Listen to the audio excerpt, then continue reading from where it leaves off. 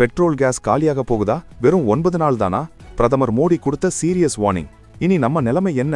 முழுசா கேளுங்க. இப்போ இஸ்ரேல் ஈரான் போர் காரணமா உலகமே பதட்டத்துல இருக்கு. இதனால 20% கச்சா எண்ணெய் வர்ற ஹார்மஸ் ஜலசந்திய ஈரான் மூடிட்டாங்க. நாம 88% பெட்ரோலுக்கு இறக்குமதியை தான் நம்பி இருக்கோம். இதனால இப்போ இந்தியாவோட எரிசக்திக்கு மிகப்பெரிய ஆபத்து வந்திருக்குன்னு பிரதமர் மோடி மக்களவையிலேயே சொல்லிட்டாரு. பெட்ரோல், டீசல், சிலிண்டர் விலை மட்டும் இல்ல, ஹோட்டல்கள் கூட மூடப்படுற நிலைமை வந்துருச்சு. நம்ம ஊர்ல ஏற்கனவே கமர்ஷியல் சிலிண்டர் தட்டுப்பாடு ஆரம்பிச்சிருச்சு. மத்திய அமைச்சர் சுரேஷ் கோபி என்ன சொல்றாருன்னா, விசாகப்பட்டினம், மங்களூர்ல இருக்கிற நிலத்தடி சேமிப்புல 53 லட்சம் டன் எண்ணெய் இருக்கு. ஆனா இது வெறும் 9.5 நாளைக்கு தான் வரும்.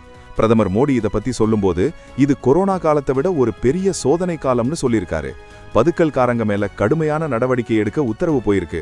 அடுத்த சில வாரங்கள் நமக்கு ரொம்ப முக்கியம். இந்த விலை உயர்வையும் தட்டுப்பாட்டையும் நீங்க எப்படி சமாளிக்க போறீங்க? உங்க ஊர்ல சிலிண்டர் கிடைக்குதா?